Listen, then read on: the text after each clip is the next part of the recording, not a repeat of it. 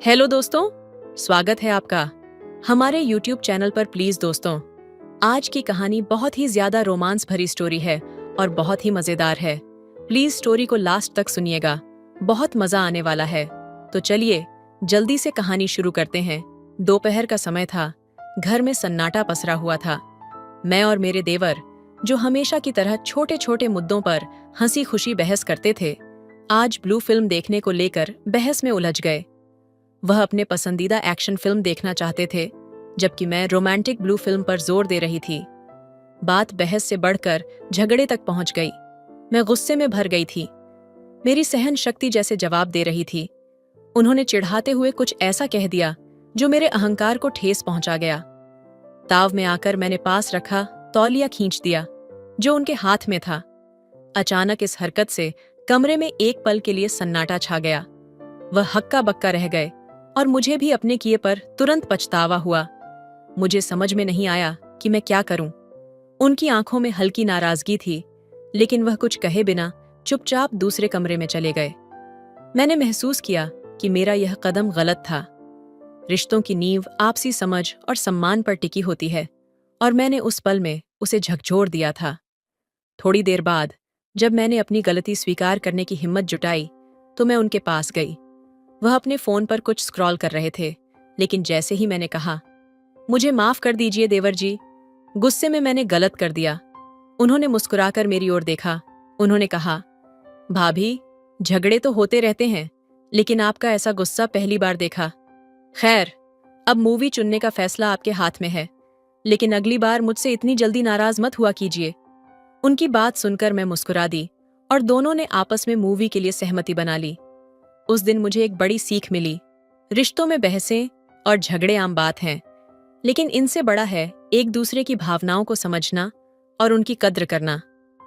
उस घटना ने हमारे रिश्ते को और मजबूत बना दिया। उस दिन के बाद घर में एक अजीब सी खामोशी छा गई।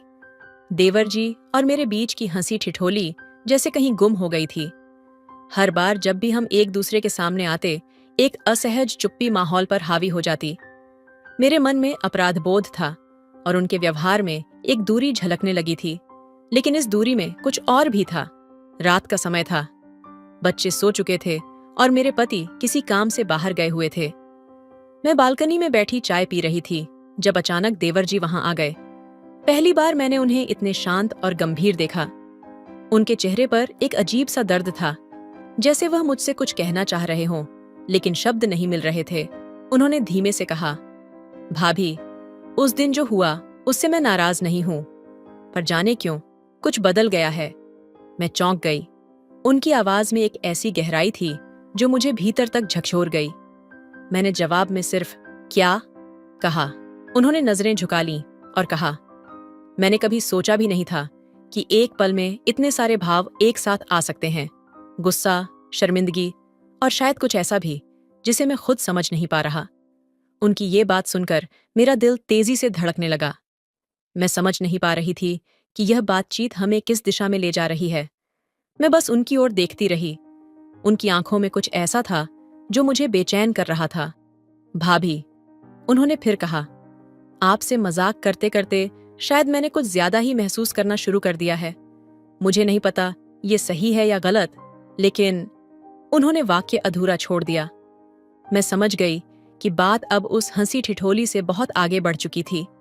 मेरे अंदर गुस्सा, शर्म और अजीब सा डर पैदा हो गया। मैंने उन्हें टोकते हुए कहा, देवर जी, ये सब बेवकूफी है।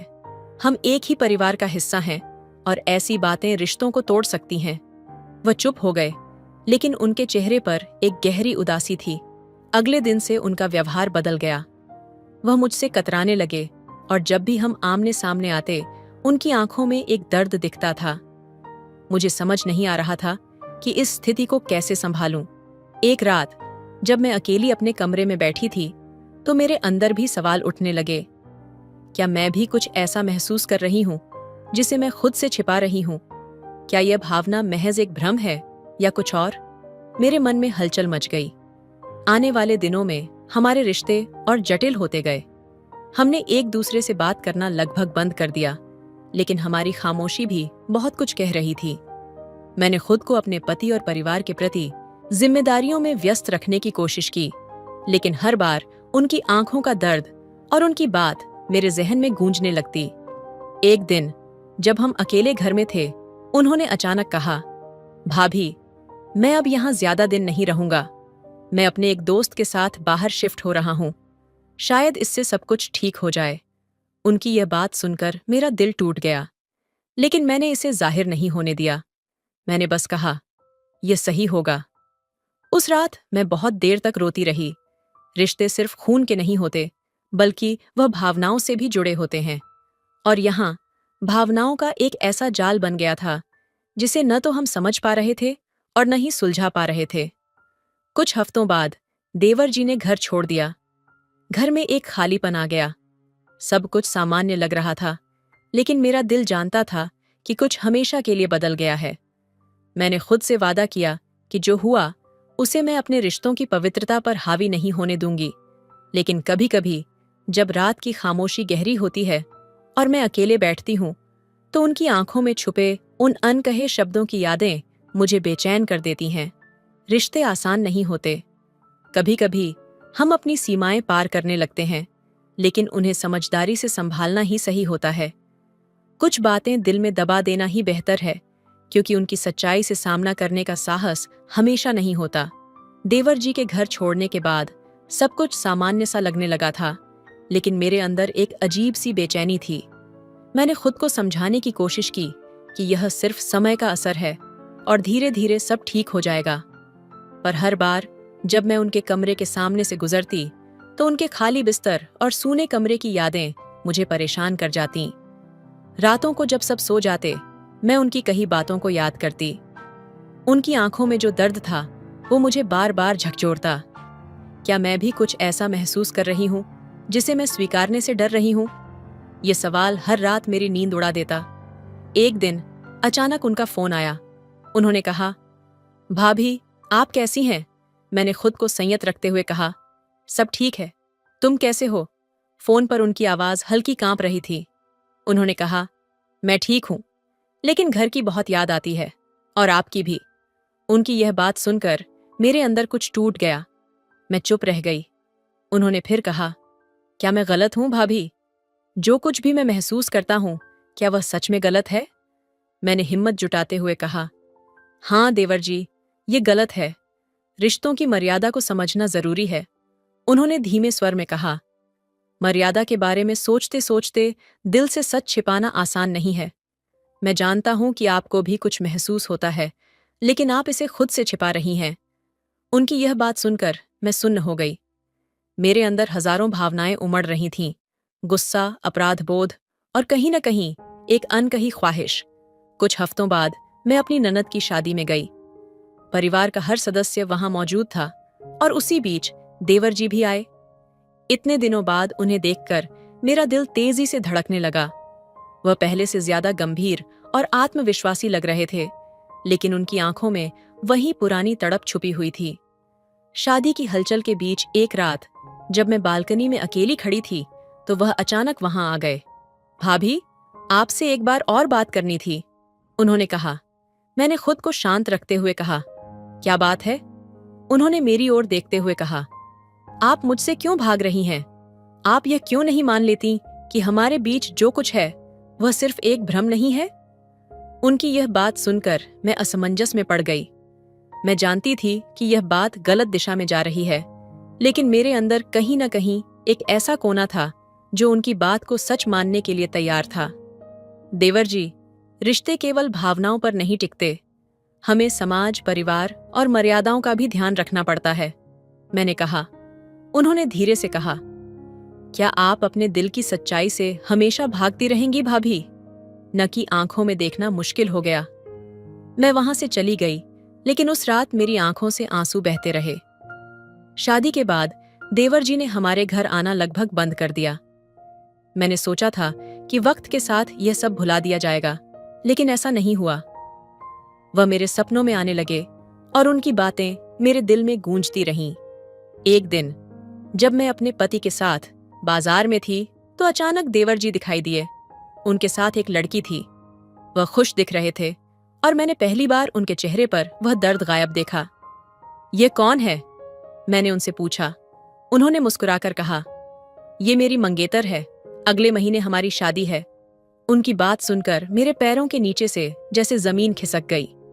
मैंने खुद को संभालते हुए उन्हें बधाई दी, लेकिन उनके जाने के बाद मेरे अंदर का खालीपन और बढ़ गया। उस रात मैं अपने कमरे में अकेली बैठी रो रही थी। मैंने महसूस किया कि मैंने जो कुछ भी खो दिया वह कभी वापस नहीं आएगा। मेरे अंदर की क्षमकश ने मुझे एक ऐसे मुकाम पर ला खड़ा किया था जहां न मैं पीछे जा सकती थी और न आगे। देवर जी की शादी के बाद सब कुछ फिर से सामान्य लगने लगा।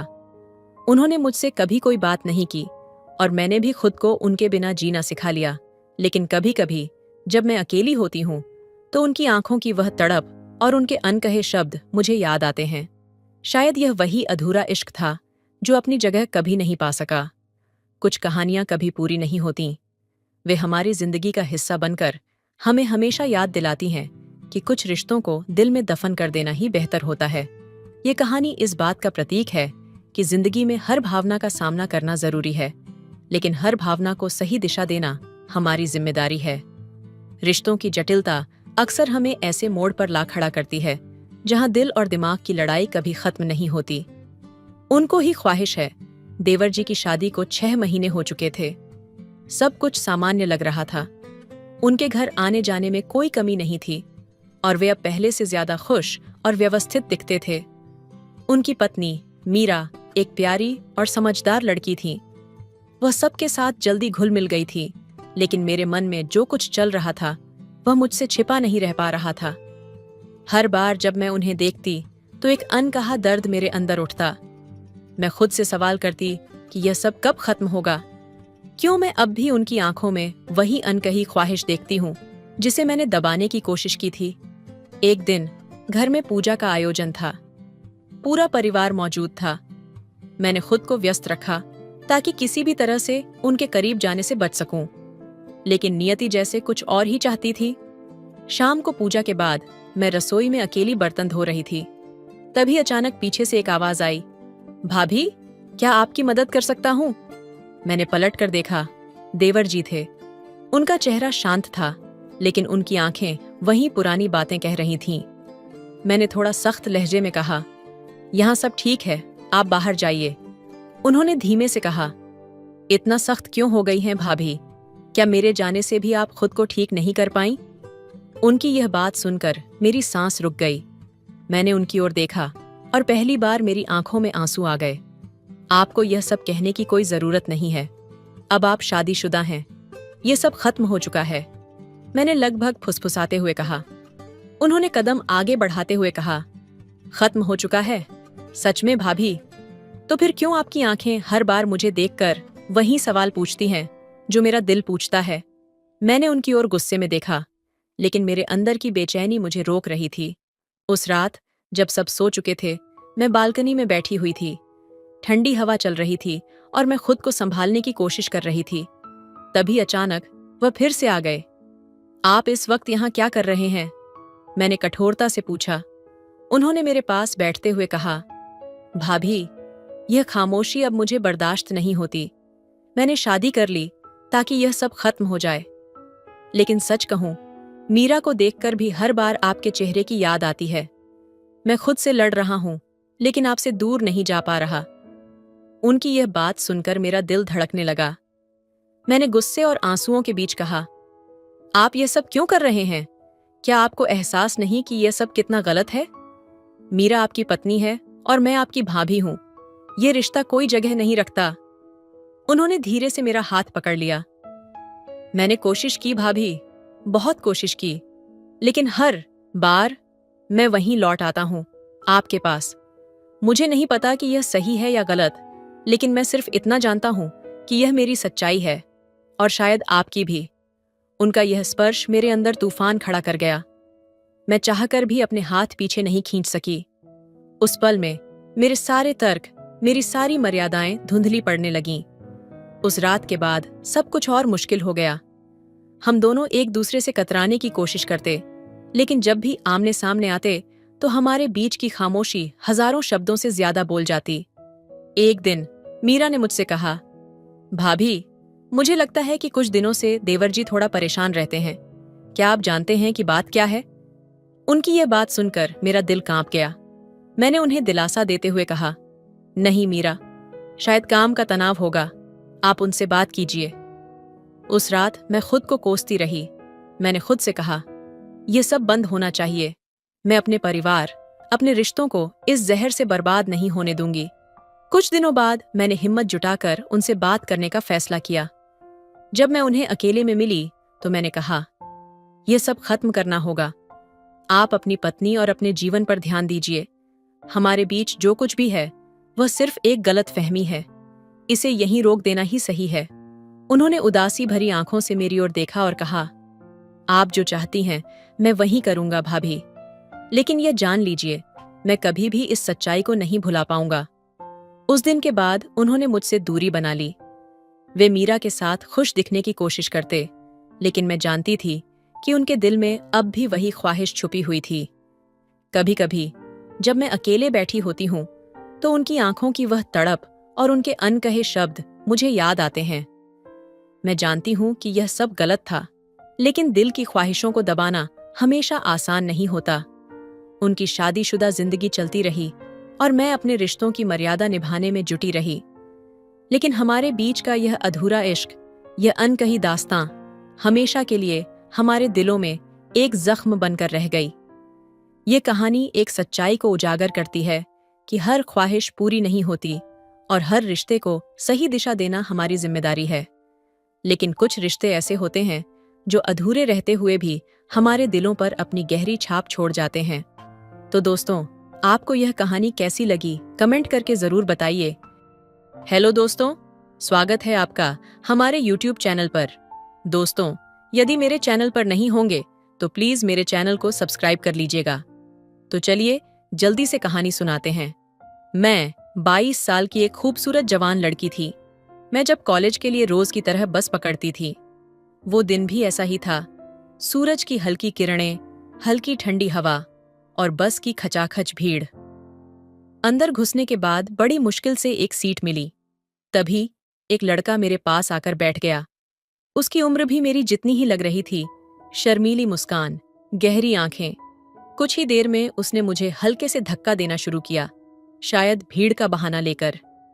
पहले तो अनजान बनने की कोशिश की, लेकिन उसके बार बार मुझे छूने से बेचैनी होने लगी। पर उसकी नजरें, उनमें कुछ ऐसा था जो मुझे खींच रहा था। उसकी आंखों में एक अलग सी गहराई थी, जैसे वो मुझसे कुछ कहना चाहता हो। मैं चाहकर भी उसकी तरफ देखे बिना नहीं रह सकी। उसको देख देख कर मेरे अंदर बहुत ही ज्यादा गुदगुदी उत्पन्न होने लगती थी। आखिर क्या करती, मैं भी तो एक लड़की थी। लेकिन खचाखच भरी बस में मैं खुद को बहुत ही ज्यादा कंट्रोल करती थी, क्योंकि वह लड़का था ही इतना सुंदर और जवान हसीन, जिसे देखने के बाद कोई भी लड़की खुद को रोक नहीं पाती और उसके प्यार में पागल हो जाती। लेकिन चलते चलते बस में हम दोनों ने वह सब कुछ सोचने लगे। दोनों के मन में एक दूसरे के बारे में वह करने की इच्छा हो रही थी। जैसे ही हमारी नजरें मिलीं, दिल तेजी से धड़कने लगा। ऐसा लगने लगा कि ये पल बस यहीं रुक जाए। वो कुछ कहना चाह रहा था, पर उसके शब्द बस उसकी आंखों में छिपे थे। मेरी भी आंखों में हल्की सी मुस्कान झलक आई। पहली बार ऐसा महसूस हुआ जैसे किसी अजनबी से इतनी गहरी जुड़ाव हो सकता है। तभी बस ने अचानक जोर से ब्रेक लगाया। मैं अपना संतुलन खो बैठी और गिरने ही वाली थी कि उसने मुझे कसकर पकड़ लिया और ऐसी जगह पकड़ा कि मैं नारियल पानी निकलने लगी। उसकी पकड़ में एक अजीब सी सुरक्षा थी। मुझे लगा जैसे वो सिर्फ मेरे लिए ही वहां था। लेकिन तभी बस के बाकी यात्री जोर जोर से बातें करने लगे। मैं अपनी सीट पर लौट आई और देखा कि उसकी नजरें अब भी मुझ पर थीं। मैं कुछ बोलने की हिम्मत जुटा रही थी, तभी उसने धीरे से कहा, आप ठीक हैं? उसकी आवाज में सच्चाई और गहराई थी। मैंने हल्के से सिर हिलाया, लेकिन उससे कुछ पूछने से पहले ही बस रुक गई। वो लड़का उठा और उतरने की तैयारी करने लगा। मेरे दिल ने उसे रोकने के लिए पुकारा, पर शब्द होंठों तक नहीं आ पाए। मैंने बस उसे जाते हुए देखा। वो दिन बीत गया, लेकिन उसके बाद हर दिन बस में उसकी तलाश करती रही। वो फिर कभी नहीं मिला। आज भी जब उस दिन को याद करती हूँ, दिल में एक सवाल गूंजता है, क्या होता अगर मैंने उसे रोक लिया होता? क्या हमारी कहानी कभी अधूरी नहीं रहती? उस दिन के बाद हर सुबह बस में उसकी तलाश करना मेरी आदत बन गई थी। हर चेहरा देखकर लगता शायद वही हो, पर वो लड़का फिर कभी नहीं दिखा। उसका चेहरा, उसकी गहरी आंखें और उसकी मुस्कान सब मेरे जहन में ऐसे बस गए थे जैसे वो मेरे जीवन का हिस्सा हो। कई हफ्ते गुजर गए, लेकिन एक दिन कुछ ऐसा हुआ जिसने मेरे दिल को झकझोर दिया। कॉलेज से लौटते समय वही लड़का अचानक मेरी बस में चढ़ा। उसे देखकर दिल तेजी से धड़कने लगा। वह भी मुझे देखकर थोड़ा चौंक गया, लेकिन उसकी आंखों में एक चमक थी। उसने झिझकते हुए मेरी बगल वाली सीट पर बैठते हुए पूछा, आपने मुझे याद किया? उसकी बात सुनकर मैं थोड़ी शर्माई, पर सच ये था कि मैं हर पल उसी को सोचती थी। मैंने सिर झुका लिया। उसने मुस्कुराते हुए कहा, मैंने सोचा था कि फिर मिलेंगे या नहीं, लेकिन शायद किस्मत ने हमें मिलाने का फैसला कर लिया है। हमारी बातों का सिलसिला शुरू हुआ। उसकी हर बात में एक अलग सी मिठास थी। वो अपना नाम बताता, लेकिन मेरी दिलचस्पी उसकी बातों में इतनी थी कि मैंने नाम पर ध्यान ही नहीं दिया। जब भीड़ कम हुई, उसने धीरे से मेरे हाथ पर हाथ रखा। उसकी छुअन से मेरे रोंगटे खड़े हो गए। ऐसा लगा जैसे यह सब किसी फिल्म का हिस्सा हो, लेकिन तभी बस के अचानक रुकने से माहौल बदल गया। बस के बाहर सड़क पर लोगों की भीड़ जमा थी। वह लड़का घबराहट में बाहर देखने लगा। मैंने भी खिड़की से झांका। वहां खून से लथपथ एक आदमी पड़ा था और पुलिस आसपास खड़ी थी। लड़के का चेहरा एकदम सफेद पड़ गया। उसने मेरे हाथ को कसकर पकड़ते हुए कहा, मुझे जाना होगा। अगर तुमसे मुलाकात होती रही तो शायद तुम्हें मेरी सच्चाई पता चल जाएगी, और मैं नहीं चाहता कि तुम मुझसे नफरत करो। मैं कुछ कहती, उससे पहले ही वो बस से उतरकर भीड़ में गायब हो गया। उस रात मैं सो नहीं पाई। उसके चेहरे की बेचैनी, उसकी बातों की गूंज मुझे परेशान कर रही थी। अगले दिन मैंने उसके बारे में पता लगाने की कोशिश की। कॉलेज के पास की दुकानों और बस स्टॉप पर लोगों से पूछा, और फिर जो सच सामने आया उसने मेरे पैरों तले जमीन खिसका दी। वो लड़का एक ऐसा इंसान था जो एक गिरोह का हिस्सा था। चोरी, झगड़े और मारपीट में उसका नाम आता था। जिस दिन वो मुझसे पहली बार मिला था, उस दिन भी वो पुलिस से भाग रहा था।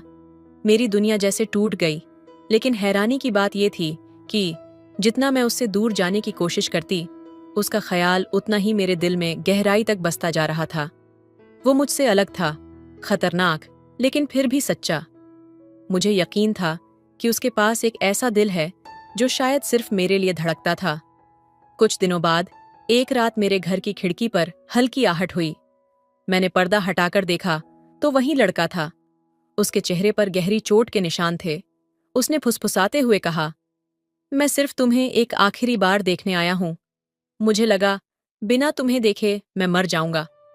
उसकी हालत देखकर मैं अंदर तक टूट गई।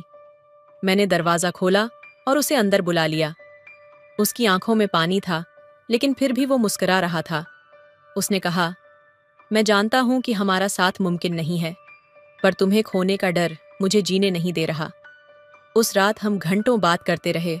उसने अपने अतीत की सारी सच्चाई मुझे बताई। उसने कहा, मैं इस दुनिया के लायक नहीं हूं, लेकिन तुमने मुझे जीने का एक मकसद दिया है। अगले दिन उसने कहा कि वो खुद को पुलिस के हवाले कर देगा ताकि अपनी गलतियों का प्रायश्चित कर सके। मैंने उसे रोका, लेकिन वो नहीं माना। जाते जाते उसने कहा, अगर किस्मत ने चाहा तो मैं लौट कर आऊंगा, लेकिन अगर नहीं आया तो ये याद रखना कि मेरी हर सांस में तुम थी। वो चला गया, और उसके बाद मैं बस इंतजार करती रही। शायद आज भी करती हूँ। कुछ प्रेम कहानियां सिर्फ दिल में रह जाती हैं, अधूरी और अनकही।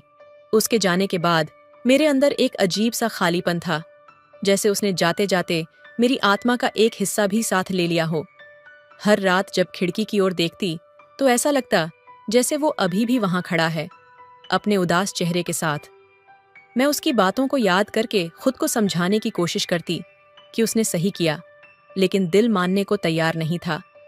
वक्त बीत रहा था, मगर उसके बिना हर दिन भारी लगता। मैंने खुद को समझाया कि शायद ये हमारी कहानी का अंत है, लेकिन कहीं न कहीं एक उम्मीद जिंदा थी। फिर एक रात दरवाजे पर दस्तक हुई। मेरा दिल जोर से धड़कने लगा। क्या ये वही है? मैंने दरवाजा खोला तो सामने पुलिस वाला खड़ा था। उसके हाथ में एक चिट्ठी थी। उस चिट्ठी को पढ़ते ही मेरी आंखों से आंसू बह निकले। उसने लिखा था, तुम्हें आखिरी बार देखने के बाद मैंने हर गुनाह कबूल कर लिया, लेकिन सच मानो मेरा सबसे बड़ा गुनाह ये था कि मैंने तुम्हारे जैसे इंसान को अपने अंधेरे में खींचा। अब मैं खुद को माफ नहीं कर सकता। सजा मिलेगी, लेकिन उससे बड़ा दंड ये है कि मैं तुम्हें खो चुका हूं। अगर जिंदगी ने मौका दिया तो शायद हम फिर मिलेंगे, और अगर नहीं तो ये जान लो कि मेरे आखिरी शब्द सिर्फ तुम्हारा नाम होंगे। उसके बाद मैं अंदर से टूट चुकी थी। मुझे यकीन हो चला था कि हम कभी नहीं मिल पाएंगे। कुछ महीने बीते और फिर एक खबर आई, उसने जेल में ही अपनी जान दे दी। उसकी मौत का कारण किसी को नहीं पता था, लेकिन मैं जानती थी ये उसका प्रायश्चित था। अब जब भी उसकी याद आती है, मैं खिड़की पर खड़ी हो जाती हूँ। हवा के झोंके से ऐसा लगता है जैसे वो मेरे पास है। उसकी आवाज, उसकी मुस्कान, सब कुछ अब भी मेरे साथ है। उसकी मौत की खबर के बाद मेरे भीतर कुछ टूट कर बिखर गया। ये ऐसा खालीपन था जिसे कोई शब्द, कोई आंसू भर नहीं सकता था। मैंने कई रातें जागकर बिताईं, उसकी चिट्ठी को बार बार पढ़ते हुए। हर शब्द ऐसा लगता था जैसे उसकी आवाज कानों में गूंज रही हो, लेकिन जितना मैं उसे याद करती उतनी ही गहराई में डूबती चली जाती। ये सोच सोच कर कि क्या मैं उसे रोक सकती थी? क्या अगर मैंने उसे पुलिस के हवाले जाने से रोका होता तो वो आज जिंदा होता? वो अंधेरा जो उसके जाने के बाद मेरी जिंदगी में छा गया था, अब मेरी आत्मा में घर करने लगा था। एक रात जब मैं खिड़की के पास बैठी थी, मुझे ऐसा लगा जैसे उसकी परछाई सामने खड़ी हो। हवा से पर्दे सरसराए और मैंने उसकी गहरी आवाज सुनी, मैं वापस नहीं आ सकता, लेकिन तुम्हें ये जिंदगी यूं बर्बाद नहीं करनी चाहिए। मैंने चौंक कर इधर उधर देखा, लेकिन कोई नहीं था। ये सिर्फ मेरी कल्पना थी या शायद मेरा पागलपन। मगर उस रात के बाद उसके ख्यालों ने मुझे चैन से सोने भी नहीं दिया। उसकी मुस्कान, उसकी दर्द भरी आंखें, सब कुछ मेरे दिमाग में लगातार गूंजता रहा। धीरे धीरे मैं एक जुनून में बदलने लगी। मैं उसके अतीत के बारे में और जानने के लिए सब कुछ करने को तैयार थी। वो कौन था? किन हालात ने उसे इस रास्ते पर धकेला? मैंने उसकी गली, उसके पुराने दोस्तों, यहाँ तक कि पुलिस स्टेशन तक जाकर उसके बारे में जानने की कोशिश की। जो बातें सामने आईं, वो मुझे और गहरे अंधेरे में ले गईं। उसने जो भी किया था वो अपने परिवार को बचाने के लिए किया था। एक निर्दोष इंसान जिसे हालात ने गुनहगार बना दिया। और सबसे बड़ी सच्चाई, वो अपनी आखिरी सांस तक मुझे ही बचाने की कोशिश करता रहा। एक दिन जब मैं उसकी पुरानी चीजों को देख रही थी तो मुझे एक और चिट्ठी मिली। वो अधूरी थी, शायद उसने जेल में लिखने की कोशिश की थी। उसमें लिखा था, मैंने तुम्हारे लिए अपने अंदर की हर लड़ाई लड़ी, लेकिन अब मुझे लगता है कि इस अंधेरे से बाहर आने का कोई रास्ता नहीं है। तुम मेरी आखिरी रोशनी थीं और शायद इस दुनिया की भी। अगर कभी ये दर्द तुम पर भारी पड़े तो याद रखना, तुम्हारे पास जीने की वजह है। मुझे ये मौका नहीं मिला, लेकिन तुम्हें मिलना चाहिए। उसकी चिट्ठी पढ़कर मैंने महसूस किया कि शायद वो सही कह रहा था, लेकिन मैं उस रोशनी को ढूंढने की कोशिश नहीं कर रही थी। मैं बस उसके दर्द में खोकर खुद को खत्म करने के करीब पहुंच चुकी थी। आज भी जब खिड़की से बाहर देखती हूँ तो मुझे लगता है कि वो कहीं न कहीं मेरी जिंदगी के हर हिस्से में मौजूद है। पर शायद उसकी ये मौजूदगी मुझे जीने नहीं देती, बल्कि और डुबो देती है। शायद मेरी कहानी का अंत भी वहीं होगा जहां उसकी कहानी खत्म हुई थी। लेकिन उससे पहले मुझे अपने सारे सवालों के जवाब चाहिए। क्यों उसे इस दुनिया ने इतना दर्द दिया? क्यों उसने मुझे इस अधूरी प्रेम कहानी में अकेला छोड़ दिया? और सबसे बड़ा सवाल, क्या अगर एक दिन मैं भी उसकी तरह उसकी यादों के साथ अंधेरे में खो जाऊं, तो क्या वो मुझे फिर से देखने आएगा? उसकी आखिरी चिट्ठी पढ़ने के बाद मैं और भी ज्यादा बिखर गई। ऐसा लग रहा था जैसे उसकी हर लिखी हुई बात मेरे दिल पर एक नई चोट कर रही हो। उसके शब्द मेरे भीतर गूंजते रहे, लेकिन उनके पीछे का दर्द कहीं ज्यादा गहरा था। मैंने खुद को समझाने की कोशिश की कि उसकी मौत के बाद मुझे आगे बढ़ना चाहिए, लेकिन सच कहूं तो मैं आगे बढ़ना नहीं चाहती थी। हर दिन, हर पल उसकी यादें मुझे अंदर से खा रही थीं। उसकी मुस्कान, उसकी दर्द भरी आंखें, और वो रात जब उसने कहा था, अगर किस्मत ने चाहा तो मैं लौट कर आऊंगा। मुझे लगता था कि शायद किस्मत ने हमारी कहानी अधूरी ही लिखी थी, और इस अधूरेपन ने मेरी जिंदगी को ठहराव दे दिया। एक रात जब बारिश हो रही थी, मैं उसी खिड़की के पास बैठी थी जहां से मैंने उसे पहली बार देखा था। हर बूंद जो कांच पर गिरती मुझे उसकी वो फुसफुसाहट याद दिलाती जब उसने कहा था कि बिना मुझे देखे वो मर जाएगा। मैं खिड़की से बाहर देख रही थी, जैसे कहीं वो आकर फिर से कहेगा कि वो लौट आया है, लेकिन वो खिड़की अब हमेशा के लिए खाली थी। धीरे धीरे मैंने खुद को उसकी यादों में खोने देना शुरू कर दिया। मैं अब खाना भूलने लगी थी। कमरे की दीवारों पर उसकी पुरानी चिट्ठियां चिपका दी। उसकी आवाज सुनने के लिए घंटों पुरानी रिकॉर्डिंग्स चलाती रहती। मैंने खुद को दुनिया से काट लिया। दोस्त, परिवार, सब मुझसे दूर हो गए, और सच कहूं तो मैंने उन्हें दूर कर दिया। उसके बारे में पता लगाने की मेरी कोशिशें भी अब जुनून बन गई थीं। एक दिन मुझे उसकी पुरानी डायरी मिली जो उसने जेल में लिखी थी। उसमें उसकी हर तकलीफ, हर पछतावा और हर भावना लिखी हुई थी। एक पन्ने पर उसने लिखा था, मुझे मरने से डर नहीं लगता। डर सिर्फ इस बात का है कि मेरी मौत के बाद वो टूट जाएगी, लेकिन अगर उसे टूटने से बचाने के लिए मुझे जाना पड़े तो मैं ये दर्द सह लूंगा। उसके ये शब्द पढ़कर मैं भीतर से और भी ज्यादा टूट गई। उसने मेरी खातिर अपनी जिंदगी का त्याग कर दिया था, और मैं अब भी उसे भूल नहीं पा रही थी। एक रात जब मैं उसकी डायरी पढ़ रही थी, अचानक मुझे लगा कि वो मेरे सामने खड़ा है। उसकी आंखें वहीं थीं, गहरी, दर्द से भरी, लेकिन उसकी मुस्कान गायब थी। उसने धीरे से कहा, मैंने तुम्हें जीने के लिए छोड़ा था, मरने के लिए नहीं। उसका ह्वाइंग मेरी आंखों के सामने से गायब हो गया, लेकिन उसकी आवाज अभी भी मेरे कानों में गूंज रही थी। मैं रात भर जागती रही, उस पल को फिर से जीने की कोशिश करती रही, लेकिन जैसे जैसे दिन बीतते गए मैं खुद को और ज्यादा खोने लगी। उसकी यादें अब मेरे लिए दवा नहीं, जहर बन चुकी थीं। हर रात मुझे ऐसा लगता जैसे वो मुझे बुला रहा है, अंधेरे में, अपने पास। मैं चाहती थी कि सब कुछ खत्म हो जाए ताकि मैं उससे फिर मिल सकूं। एक रात मैंने फैसला किया कि मैं उस तक पहुंचने की कोशिश करूंगी। मैंने वही खिड़की खोली जहां से हमारी कहानी शुरू हुई थी। बारिश हो रही थी और ठंडी हवा मेरे चेहरे पर लग रही थी। मैंने आसमान की ओर देखा और फुसफुसाई, अगर तुम सच में कहीं हो तो मुझे अपने पास बुला लो, मैं अब और नहीं जी सकती। अचानक मुझे ऐसा लगा जैसे किसी ने मेरा हाथ पकड़ लिया हो।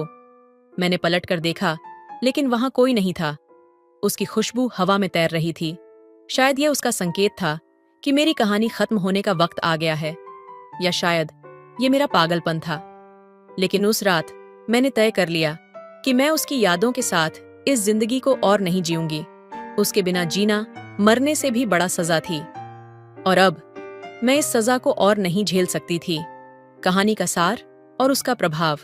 यह कहानी एक ऐसी प्रेम गाथा है जो अपने आप में अधूरी होते हुए भी दिल के सबसे गहरे कोने में बसे दर्द, संवेदनशीलता और त्याग की पराकाष्ठा को दर्शाती है। यह एक लड़की और लड़के की प्रेम कहानी है, जहां प्यार उनकी जिंदगी का सबसे खूबसूरत और सबसे बड़ा दर्द बन जाता है।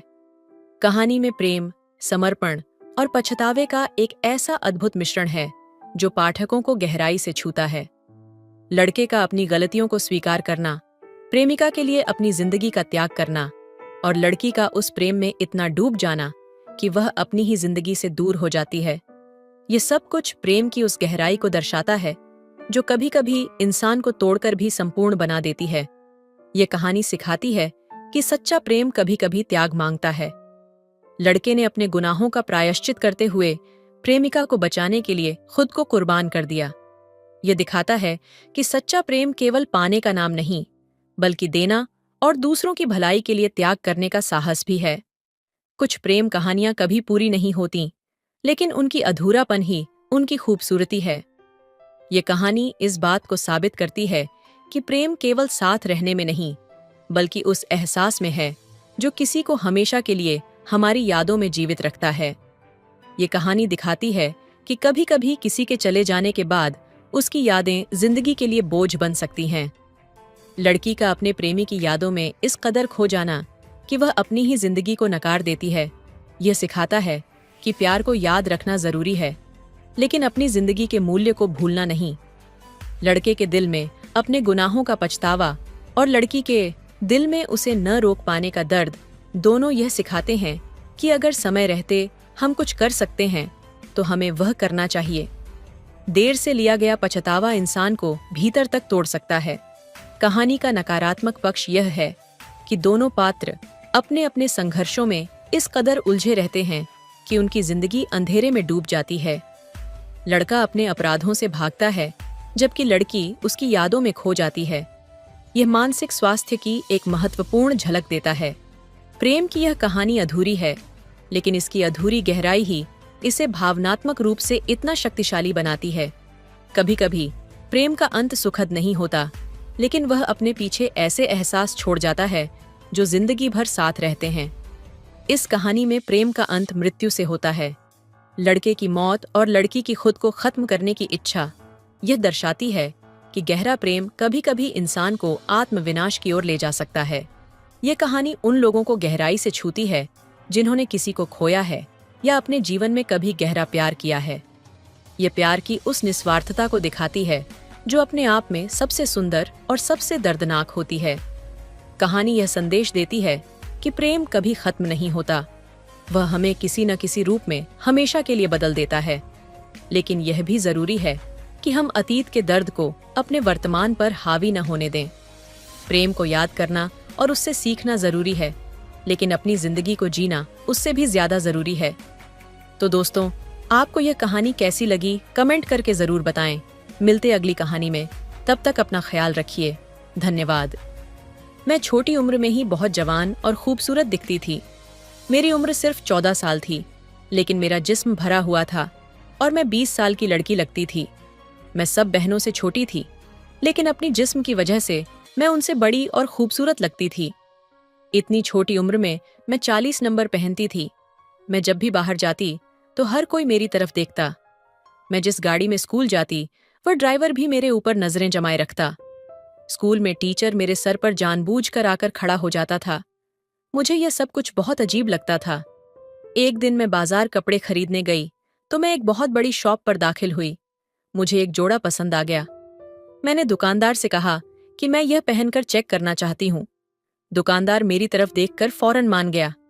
कहने लगा, मैं भी आपसे यही कहने वाला था कि आप यह पहनकर चेक कर लें। मेरे घर वाले बाहर बेंच पर बैठे हुए थे। मैं चेंजिंग रूम में कपड़े पहनने लगी। दुकानदार मेरे पास आ गया और मेरे मुंह पर हाथ रख लिया। कहने लगा, आवाज मत निकालना, मैं तुम्हें यह सूट फ्री में दूंगा। बस तुम्हें 5 मिनट अपने दोनों मेरे मुंह में। हेलो दोस्तों, स्वागत है आपका हमारे YouTube चैनल पर। दोस्तों, आपसे विनती है कि मेरी चैनल को सब्सक्राइब कर लीजिएगा और कहानी को लास्ट तक सुनिएगा। आज की कहानी बहुत ही अच्छी है, तो चलिए कहानी सुनाते हैं। मेरा नाम सिमरन है। मेरी उम्र तकरीबन 14 साल थी। मैं अभी अभी नई नई जवान हो रही थी और जवानी की दहलीज में कदम रख रही थी। लेकिन मेरा जिस्म दूसरी लड़कियों की तरह नहीं था, तो मेरे जिस्म का नाजुक हिस्सा 14 साल की उम्र में भी बहुत ज्यादा बड़ा और हसीन था। मेरे घर वाले हर वक्त मुझे डांटते रहते थे। मेरी माँ और बहन मेरे पीछे ही पड़ी रहती थीं और मुझे बहुत ज्यादा बातें सुनाया करती थीं। छोटी सी उम्र में ही मेरे सर पर इतना बड़ा दुपट्टा ओढ़ दिया गया था। मैं अभी सही तरह से दुपट्टा भी संभाल नहीं सकती थी। जब मेरा दुपट्टा गिर जाता तो मेरी माँ मुझे बातें सुनाती और कभी कभार एक हाथ लगा भी देती कि तुम्हें जरा भी अकल नहीं है, तुमसे दुपट्टा भी नहीं संभाला जाता, दुपट्टा ठीक से लिया करो, बेशर्म कली की। लेकिन उनकी बातें मेरे समझ में नहीं आती थीं। उनकी बातें मेरे सर से ऊपर गुजर जाती थीं। मुझे समझ नहीं आता था कि वह बार बार मुझे दुपट्टा लेने के लिए क्यों कहती रहती है। लेकिन मुझे बहुत तकलीफ होती थी जब वह मुझे सारा दिन लान तान करती रहती थी और अक्सर मुझे मारती भी थी। और मुझे इस बात की हैरान गोइथोंग संगीतने के बावजूद भी सबसे खूबसूरत और बड़ी दिखाई देती थी। जैसी जैसी मेरी उम्र बढ़ती जा रही थी, मेरा कद काठ और जिस्म भी बढ़ता जा रहा था। अपने जिस्म में इतनी सारी तब्दीलियां देखकर मुझे कुछ अजीब फील होता था। मेरी दूसरी बहनें दुबली पतली थीं। मैं जिस स्कूल में पढ़ती थी वहां पर मेरी सहेलियां भी मेरी जैसी नहीं थीं। वह भी बिल्कुल नॉर्मल लड़कियों की तरह होती थीं। मेरी उम्र की लड़कियां भी बिल्कुल ऐसी नहीं थीं। मेरी माँ को हर वक्त मेरी फिक्र लगी रहती थी। मेरी हम उम्र लड़कियां स्कूल में दुपट्टा लेकर नहीं आती थीं, लेकिन मेरी माँ मुझे सख्ती से दुपट्टा लेकर जाने देती थीं। मैं माँ से बहुत बार कहती कि माँ, मुझसे दुपट्टा ओढ़ा नहीं जाता, और मेरी सहेलियों भी बिना तो दुपट्टे के ही स्कूल आती है। मुझे दुपट्टे की वजह से बहुत गर्मी लगती है, लेकिन मेरी माँ चिल्लाकर बोली, गर्मी गई भाड़ में, तुम ये चादर जरूर लोगी, ऐसा ना हो तुम्हारी वजह से हमें कोई परेशानी झेल न पड़े। मेरी माँ मुझे हर वक्त डांट रहा। मेरी बाकी बहनों से तो वह प्यार से बात करती, लेकिन मुझ पर हर वक्त चिल्लाती रहती। फिर हमारी स्कूल से छुट्टियां हो गईं, क्योंकि ईद करीब थी। आज चांद रात थी। हमारे सारे घर वाले बाजार जाने का प्रोग्राम बना रहे थे। मैंने अपने माँ बाप से कहा कि मैं भी आपके साथ बाजार चलूंगी, तो उन्होंने फौरन कह दिया कि तुम बिल्कुल नहीं जाओगी, तुम्हें घर पर ही रहना होगा। चांद रात को बाजार में बहुत रश होता है और बहुत सारे बुरे बुरे लड़के फिरते रहते हैं। तो मैंने माँ से कहा, मेरा उन लड़कों से क्या लेना देना, मैं उनके लिए थोड़ी जा रही हूँ। मैं तो बाजार आपके साथ घूमने के लिए जा रही। जाहिर है ईद है, मुझे अपने लिए कुछ चीज भी लेनी है। अभी मैं अपने माँ से यह बात कर रही थी कि मेरी बहन झट से बोली हूँ कि अगर हम तुम्हें अपने साथ बाजार ले गए तो बाजार के सारे बुरे लड़की तेरे पीछे पड़ जाएंगे और सबकी नजर तुझ पर ही होगी। जब सारे लोग तेरी तरफ देख रहे होंगे तो हमें भी शर्मेजी उठानी पड़ेगी। इसलिए तुम घर में ही बैठी रहो। तुम्हें जिस भी चीज की जरूरत है तुम हमें बता दो, हम तुम्हें वह बाजार से ला देंगे। मुझे चीजों की जरूरत नहीं थी, मुझे बाजार घूमने का शौक था। मैं घर से बाहर निकालकर थोड़ा एंजॉय करना चाहती थी, लेकिन मेरी बहनें और माँ ने मुझे बाजार जाने से इनकार कर दिया।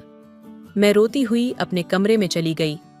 मुझे उनकी बात सुनकर बहुत दुख हुआ कि आखिर इन सब में मेरा क्या कसूर है। मैं आईने के सामने खड़ी रोने लगी। मैं अपने आप को गौर से देखने लगी। मेरा इसमें कोई कसूर नहीं था कि मेरे घर वाले मेरे साथ इस तरह का बर्ताव कर रहे थे। मुझे तो खुदा ने ही ऐसा बनाया था। इंसान के हाथ में थोड़ी होता है कि किसी का जिस्म दुबला पतला होता है, किसी का कद छोटा होता है, तो किसी का बड़ा। मेरे फ्रंट का साइज बड़ा था, तो इसमें मेरा क्या कसूर था। मेरी माँ तो मुझे ढंग से कुछ खाने पीने भी नहीं देती थी। मुझे खट्टी चीज खाने का बहुत शौक था, लेकिन माँ मुझे खाने नहीं देती थी। मुझे अचार और इमली खाने का बहुत शौक था, लेकिन घर वाले ये सारी चीज मुझसे छुपाकर रखते थे कि पहले ही तूने खा खा कर अपना जिस्म बहुत बड़ा कर लिया है। अगर तू यह चीज और ज्यादा खाएगी तो बहुत बड़ी भैंस बन जाएगी। यह सुनकर मुझे बहुत दुख होता था। एक दिन मेरी खाला की बेटी घर आई हुई थी। उसने मुझसे एक अजीब तरह की बात कह दी। वह मुझसे कहने लगी कि जिस तरह का तुम्हारा जिस्म हो रहा है ना, तुमसे कोई लड़का शादी नहीं करेगा। उसकी बात सुनकर मुझे बहुत गुस्सा आया। मैं फौरन गुस्से से खड़ी हुई और उसकी आंखों में आंखें डालकर देखने लगी, लेकिन इतने में मेरा दुपट्टा गिर गया। हम लोग एक कजन की शादी में आए हुए थे। वहां पर मौजूद सब लोग देखकर मुझे हैरान हो गए। लोगों ने मेरी माँ से अजीब तरह के सवाल करना शुरू कर दिया। हमारे रिश्तेदार कहने लगे, आप लोग ज्यादा आते जाते भी नहीं हैं और अपनी इस बेटी को तो कहीं पर भी नहीं ले जाते। कहीं आपने इसकी शादी तो नहीं कर दी और आपने किसी को बताया भी नहीं, और फिर यह तलाक लेकर वापस आ गई है। मेरी माँ उनसे कहने लगी कि आप किस तरह की बातें कर रही हैं। मेरी बेटी तो अभी कुंवारी है, उसकी तो अभी शादी की उम्र भी नहीं हुई। मुझे ये सारी बातें सुनकर बहुत ज्यादा दुख हुआ। उस दिन के बाद से मम्मी ने भी मुझे किसी की शादी पर ले जाना बंद कर दिया। हालांकि यही तो वह उम्र थी जब इंसान शादियों पर जाकर एंजॉय करता है, अच्छे अच्छे कपड़े पहनता है और खूब खाना खाता है। लेकिन मेरी माँ ने तो मेरा कहीं भी आना जाना बंद कर दिया। जैसे जैसे मैं बड़ी होती जा रही थी, मेरे लिए और ज्यादा मुसीबतें बढ़ने लगीं। मुझे कपड़े भी बहुत जल्दी तंग हो जाते थे, इसलिए नए कपड़े लेने पड़ते थे, जिस पर माँ मुझे डांट थी कि तेरा बाप कोई बहुत बड़ा रईस नहीं है जो तुझे हर 4 महीने बाद नया जोड़ा लेकर दे। मैं इस तरह की सारी बातें सुन सुनकर तंग आ चुकी थी। मेरी एक क्लासमेट थी, वह मेरी बहुत अच्छी दोस्त थी। उसका भाई दुबई रहता था। एक दिन मैंने उससे से बात की। उसने मुझसे कहा कि एक दवा होती है जिससे यह मसला हल हो सकता है। अगर तू वह मेडिसिन खा ले तो तू भी बाकी लड़कियों की तरह नॉर्मल हो जाएगी। लोगों की बातें सुन सुनकर मेरे दिमाग में एक बात बैठ चुकी थी कि मैं नॉर्मल नहीं हूँ।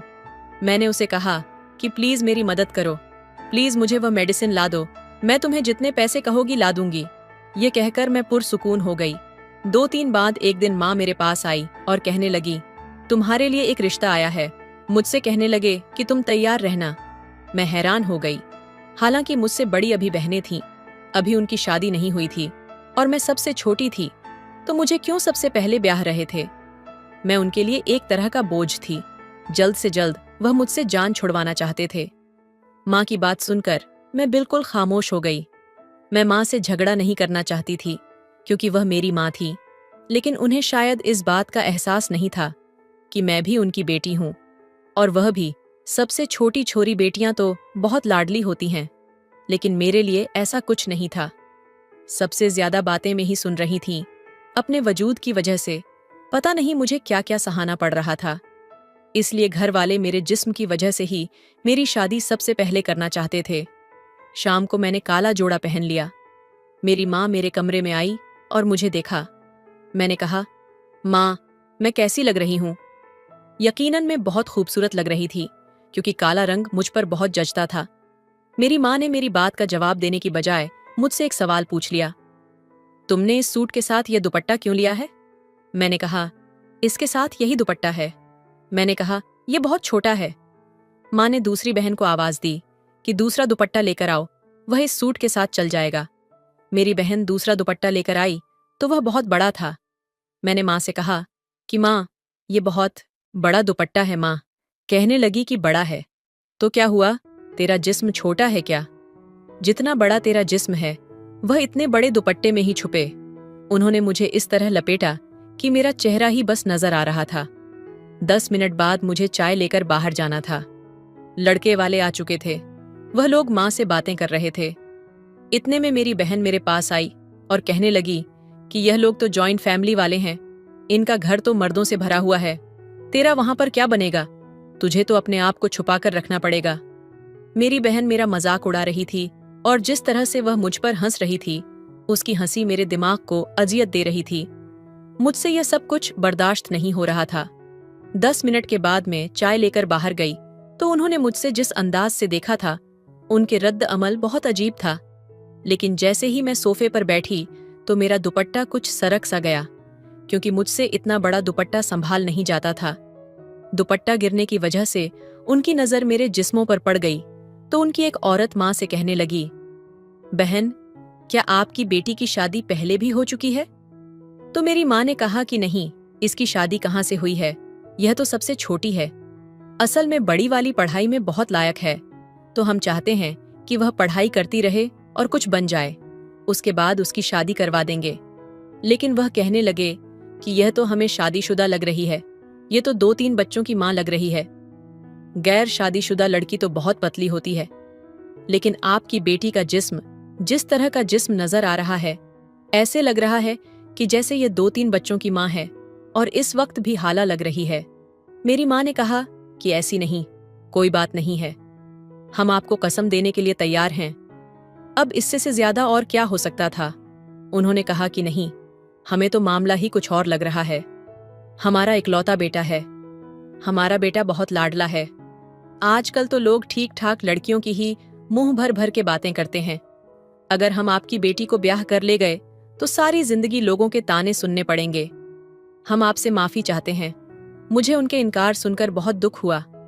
हमारे मोहल्ले में अक्सर लोग अगर लड़की को ना पसंद करते तो वह मुंह पर कुछ नहीं कहते, बल्कि इतना कह देते हैं कि वह फोन पर बता देंगे।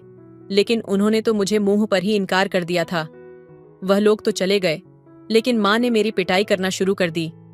तेरे इतने सारे रिश्ते रिजेक्ट हुए हैं, लेकिन इस दफा जो मुझे बातें सुनने को मिली है, मैं जिंदगी भर नहीं भूलूंगी। मैं एक अच्छी औरत हूँ, सारी जिंदगी में इज्जत से गुजारी है, लेकिन सिर्फ तेरी वजह से मुझे ऐसी ऐसी बातें सुनने को मिल रही हैं। मैंने ऐसी बातें कभी नहीं सुनी थी। मुझे माँ की बातों पर बहुत दुख हुआ। मैंने 2 दिन तक खाना नहीं खाया, लेकिन किसी ने मुझसे यह तक नहीं पूछा। फिर आखिर मेरी दोस्त मुझसे मिलने आई। उसने चोरी चोरी मुझे वह मेडिसिन पकड़ा दी। उसने कहा कि तुम्हारी मेडिसिन आ गई है। मैंने कहा कि मुझे अब इसकी जरूरत नहीं है। वह लोग मुझे नापसंद कर गए हैं, उन्होंने शादी से इनकार कर दिया है। जिस पर मेरी दोस्त कहने लगी, अरे पागल, वह आखिरी लोग थोड़ी है, क्या दुनिया में लड़के खत्म हो गए हैं? तुम्हारे लिए और भी रिश्ते आ जाएंगे, तुम ये गोलियां खाकर स्मार्ट हो जाओ। इसके बाद मेरी दोस्त चली गई।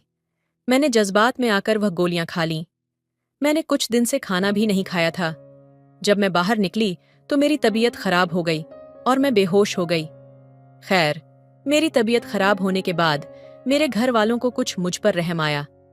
मैंने सोचा कि मेरे घर वाले मुझे मेरे कमरे में लेकर आए हैं, शायद उन्हें मुझ पर रहम आ गया होगा। लेकिन जैसे ही मेरी माँ कमरे में दाखिल हुई, उन्होंने मेरे मुंह पर थप्पड़ मारा। मुझे उनसे इस रवैया की अपेक्षा नहीं थी। मेरे अवसान खत्म हो गए।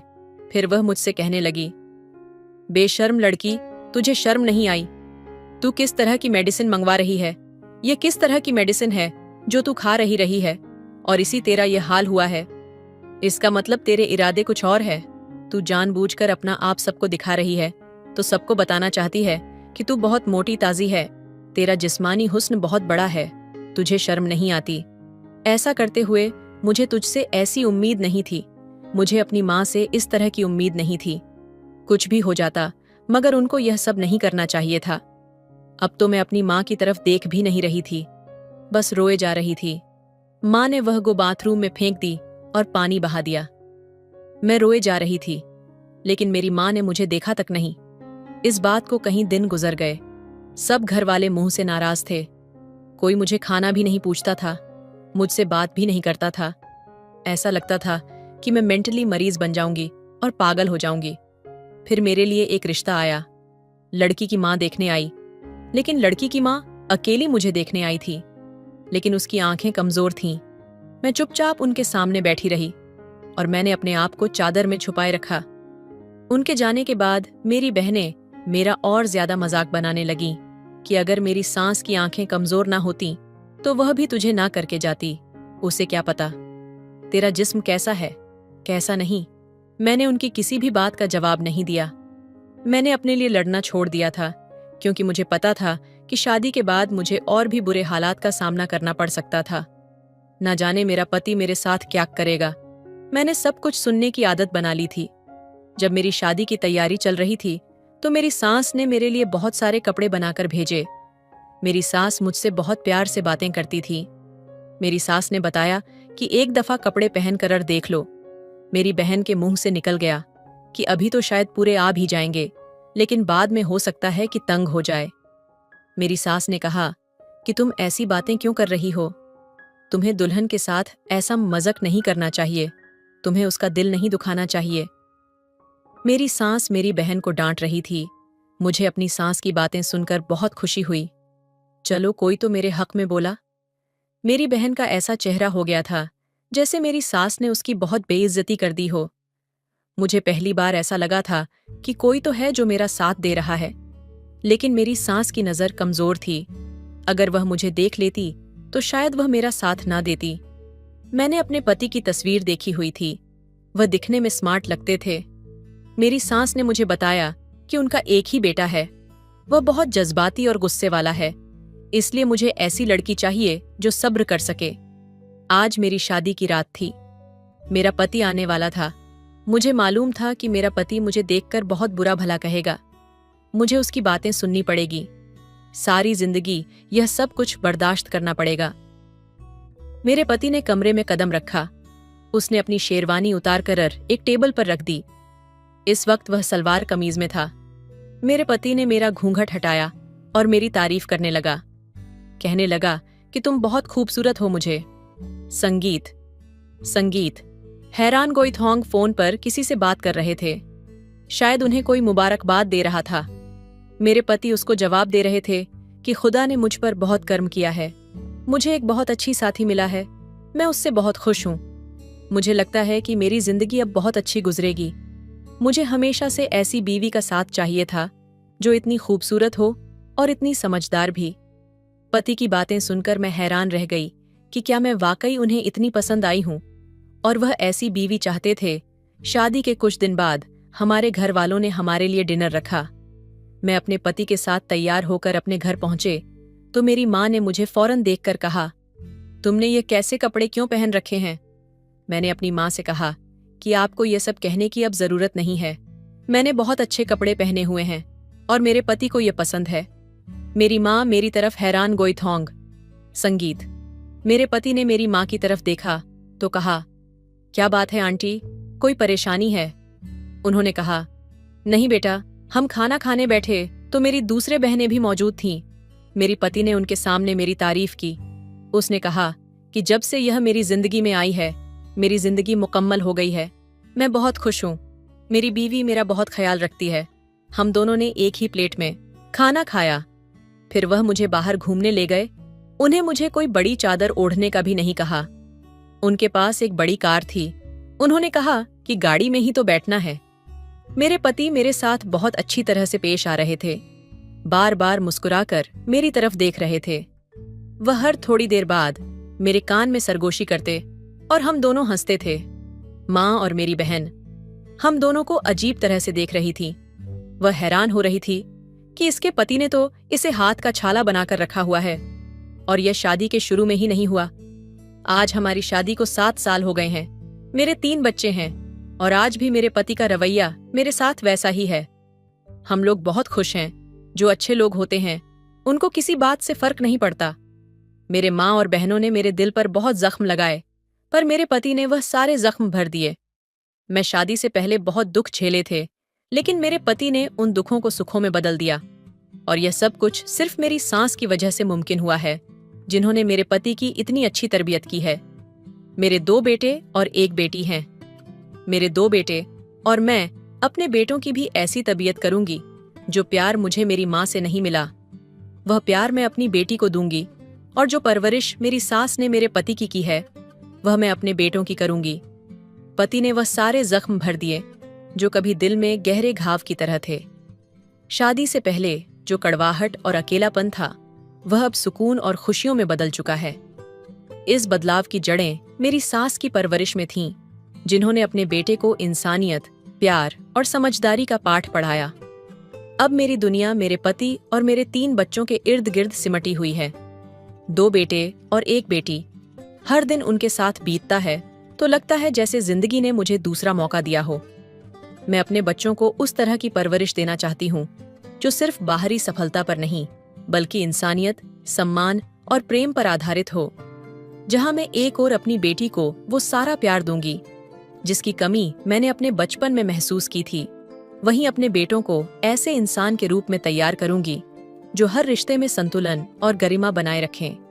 मैं चाहती हूँ कि मेरे बेटे भी अपने भविष्य की जिंदगी में अपनी अपनी पत्नियों को वही आदर और प्यार दें जैसा उनके पिता ने मुझे दिया है। हर रात जब मैं अपने बच्चों को सोते हुए देखती हूँ तो मेरी आंखों में एक चमक आ जाती है। ऐसा लगता है जैसे उनके सपने मेरी आंखों में बस गए हों। मैं चाहती हूँ कि वे अपने जीवन में हर मुश्किल का सामना उसी हौसले और धैर्य से करें जैसा मैंने किया। एक दिन मेरी बेटी मेरे पास आई और पूछा, माँ, आप इतनी मजबूत कैसे बन गईं? मैं मुस्कुराई और कहा, बेटी, जब जिंदगी तुम्हें तोड़ने की कोशिश करे तो समझ लो कि वो तुम्हें फिर से नए सांचे में ढालने की तैयारी कर रही है। बस खुद पर और अपने अपनों पर विश्वास रखना। अब मेरा हर दिन मेरे बच्चों को वो सिखाने में बीतता है जो मैंने अपने जीवन के उतार चढ़ाव से सीखा है। मेरी कहानी सिर्फ मेरे दर्द से शुरू हुई थी, लेकिन अब यह उम्मीद और प्यार का ऐसा सिलसिला बन चुकी है जो मेरी आने वाली पीढ़ियों को भी रोशनी दिखाएगी। रात का सन्नाटा घर में गहराई से फैला हुआ था। कमरे में धीमी रोशनी थी और मैं अपने बच्चों के सोने के बाद शांत पल का आनंद ले रही थी। चाय का कप मेरे हाथ में था और मेरी आंखें खिड़की से बाहर आसमान में टिमटिमाते तारों पर टिकी थीं। उन तारों को देखकर मुझे अपनी पुरानी जिंदगी के वो दिन याद आने लगे जब हर सपना अधूरा लगता था। मैंने बहुत छोटे सपने देखे थे जो उस वक्त की मुश्किलों में कहीं खो गए थे। माँ का प्यार मेरे लिए कभी वो जगह नहीं भर पाया जिसकी मुझे जरूरत थी। मेरे पिता भी दुनिया से बहुत पहले चले गए थे और मैं हमेशा खुद को अधूरा महसूस करती रही। लेकिन जब मेरी शादी हुई और मैंने अपने पति को जाना तो लगा कि ईश्वर ने मेरी प्रार्थना सुन ली थी। उन्होंने न केवल मेरी जिंदगी को संवारा, बल्कि मेरे आत्मविश्वास को भी एक नई ऊंचाई दी। मेरे पति ने मेरे भीतर छुपी हर ताकत को पहचाना और उसे संवारने में मेरी मदद की। उनकी यही बातें मुझे मेरे बच्चों की परवरिश में गहराई तक प्रेरित करती हैं। एक दिन मेरे छोटे बेटे अय्यान ने मुझसे पूछा, माँ, आप हमेशा कहती हैं कि हम अच्छे इंसान बने, लेकिन अच्छा इंसान बनना इतना जरूरी क्यों है? मैंने उसके नन्हे चेहरे को देखा और कहा, बेटा, इस दुनिया में हर किसी के पास बहुत कुछ हो सकता है, शक्तियां, दौलत और शोहरत। लेकिन अगर इंसान के पास दयालुता और प्यार न हो तो वह सब बेकार है। अच्छा इंसान बनकर ही तुम दूसरों की जिंदगी बदल सकते हो, जैसे तुम्हारे पिता ने मेरी जिंदगी बदली। उस दिन अयान ने मुझे बड़े ध्यान से सुना। मुझे यकीन हुआ कि मेरे बेटे मेरे शब्दों को समझ रहे हैं। मैं चाहती थी कि मेरे बच्चे केवल अपने लिए नहीं बल्कि दूसरों के लिए भी जीना सीखें। मेरी बेटी आरोही भी मेरी चिंता का केंद्र थी। बचपन में जो भावनात्मक खालीपन मैंने झेला था वह मैं उसे कभी नहीं महसूस होने देना चाहती थी। मैं हमेशा कोशिश करती कि वह हर पल मुझसे खुलकर बात कर सके। एक शाम वह मेरे पास आई और कहा, माँ, क्या आप कभी डरती थीं? उसका सवाल मेरे दिल को छू गया। मैंने उसे अपने पास बिठाया और कहा, डर तो हर किसी को लगता है बेटी, लेकिन जब तुम्हारे पास सही लोग और सही कारण हों तो डर को हरा देना आसान हो जाता है। मैंने भी बहुत बार हार मानने की सोची थी, लेकिन तुम्हारे पिता और तुम्हारी दादी ने मुझे हमेशा हिम्मत दी। अब मैं तुम्हें वह सिखाना चाहती हूँ ताकि तुम्हें कभी अकेलापन महसूस न हो। उस रात जब आरोही सोने चली गई तो मैंने खुद से वादा किया, मैं अपने बच्चों को वही नींव दूंगी जो मुझे कभी नहीं मिली। प्यार, सहारा और वह आत्मविश्वास जो उन्हें हर चुनौती से पार पाने की ताकत देगा। साल दर साल मेरी कहानी केवल मेरी नहीं रही, ये मेरी सास, मेरे पति और अब मेरे बच्चों की कहानी बन चुकी थी। मैंने अपने बच्चों के साथ हर दिन जीने का एक नया सबक सीखा। मेरे बेटों के अंदर अपने पिता जैसी समझदारी और विनम्रता देखती हूँ, और मेरी बेटी में वह ताकत जो उसे किसी भी मुश्किल से लड़ने का साहस देगी। लेकिन सबसे बड़ी खुशी मुझे तब होती है जब मेरे बच्चे आपस में प्यार और सहारा बांटते हैं। हर रात जब मैं उन्हें गले लगाकर कहती हूँ, मैं तुमसे बहुत प्यार करती हूँ, तो उनकी आंखों की चमक मुझे यकीन दिलाती है कि मैंने सही रास्ता चुना है। ये कहानी यहीं खत्म नहीं होती। ये हर दिन नई यादें, नए सबक और नए रिश्तों के ताने बाने बुनती रहती है। मेरा सफर मुश्किल था, लेकिन मेरी कहानी उम्मीद और प्यार की है, जो हमेशा मेरे बच्चों की जिंदगी का हिस्सा रहेगी। तो दोस्तों, आपको ये कहानी कैसी लगी कमेंट करके जरूर बताएं। मिलते हैं अगली कहानी में, तब तक अपना ख्याल रखिए। धन्यवाद।